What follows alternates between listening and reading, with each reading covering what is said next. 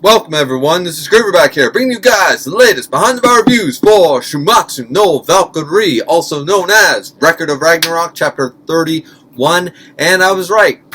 No Okita. No Okita yet. That was just a fun little kind of tease at the end to showcase. Okita is, of course, one of the members. We knew that, but now we get the design. We kind of see what type of character it is and such. And now we jump over to a design that I did not expect. I also didn't expect the god matchup.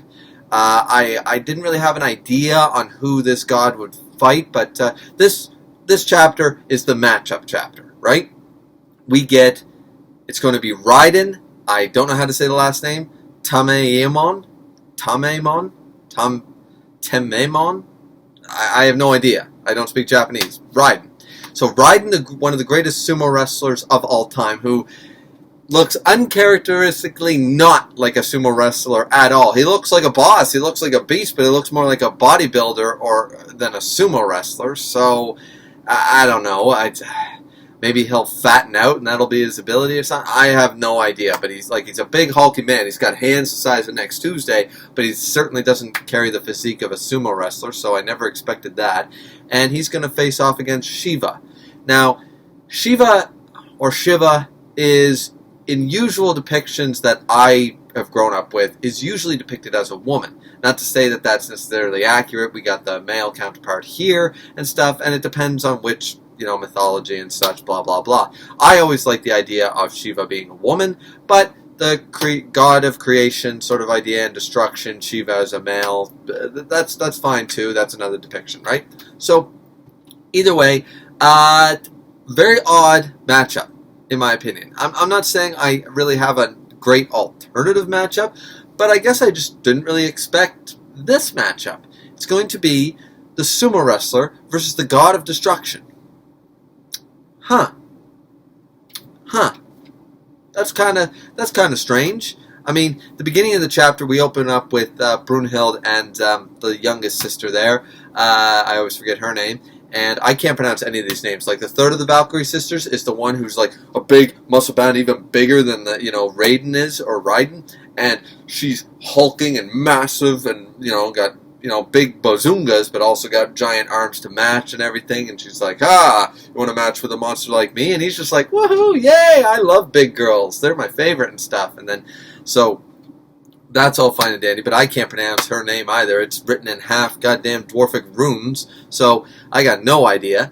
And, or Nordic runes, I should say. It's Norse. But either way, the opening bit is simply, the little one talking to Brunhild and basically being like, I'm sorry, I know you have your own feelings, blah, blah, blah. And Brunhild said, there's nothing to apologize for. You did nothing wrong. Let's just keep going for mankind's sake. She's like, okay. So they kind of reconvene. They go through the door. They see tons of stuff eaten. And then they see Raiden? Hashtag not a furry does not apply to Raiden. Raiden is, he's doing it with every single thing that's got a pair of tits. That's what Raiden's doing, right? And, I mean, okay. He's, like, eating all the good food, having all the great sex, sleeping soundly like a baby.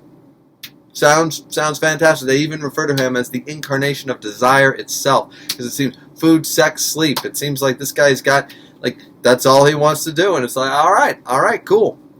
And they even keep referring to him as a bit of a massive pervert sort of idea. But we see a lot of anamorphic females, and apparently he doesn't judge. He doesn't care about. He is probably the most unbiased, unracist, most he just no, I don't care. You're an alien,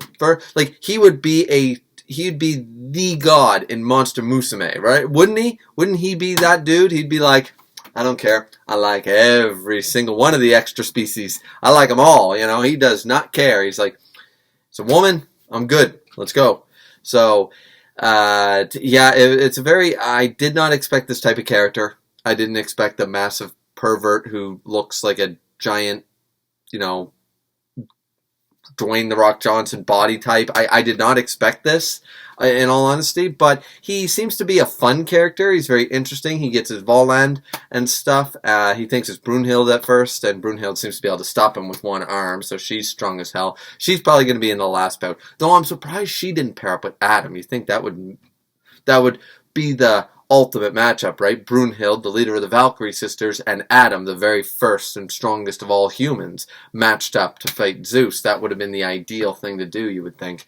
So I'm very curious on who Brunhild will eventually probably have to match up with. Probably the last one is probably not going to be in her favor or anything like that. But either way, so we have all this happen, and they're about to go, and they're like, all right, let's go to the ring. They basically give us the history lesson that he never, I don't really know the terms, and I'm not going to, I already messed up Raiden's last name and stuff, so I'm not going to attempt to say all these big Japanese names for different sumo wrestler ranks and that kind of thing, but he never could rise to the, I guess, the next tier, the prestigious tier in sumo. He stayed as the undefeatable, the great, actually not unlike a certain Gaul in Spartacus, the undefeated Gaul. He seems to be the undefeated sort of sumo wrestler, though he did lose in history. He lost a couple of bouts, but he never, like, he was considered the strongest, the emperor of the ring. He was strong as hell, and there's a lot of theories and reasons as to why he could not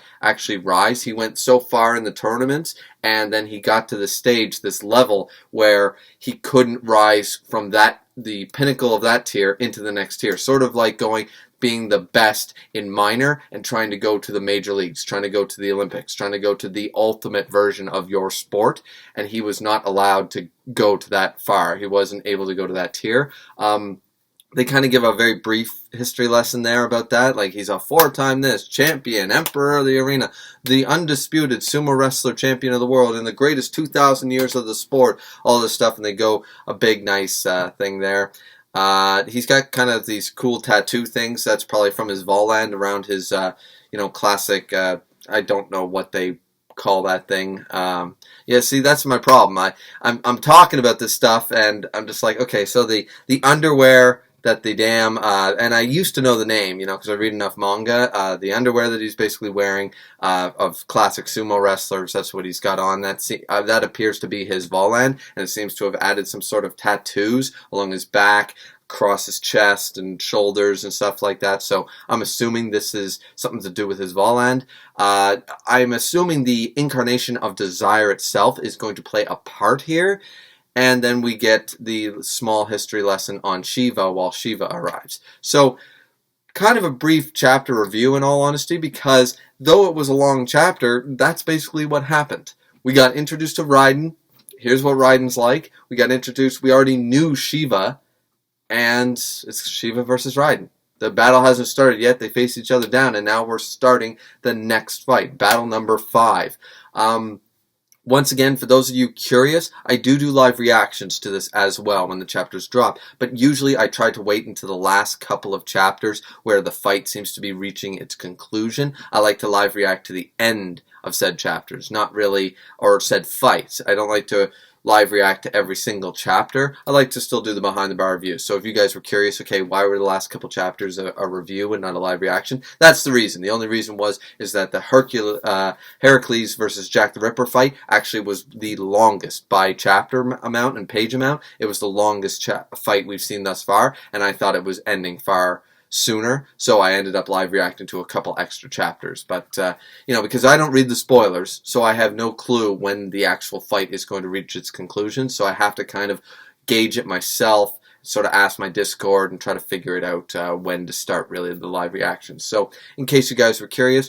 So, either way, yeah, kind of a short review. Though I'm very surprised at the characterization and stuff of Raiden, I'm interested. I'm curious to see how he fights. I'm curious to see, apparently he has techniques he was not allowed to use as a sumo, but he was like, he can't use his best or favorite techniques, but even with that limitation, he kept on winning. He kept on winning. That's who Raiden is. So I'm curious to see how Shiva fights especially. Also, this is going to really answer the question for a lot of us. Could Shiva have won against Adam?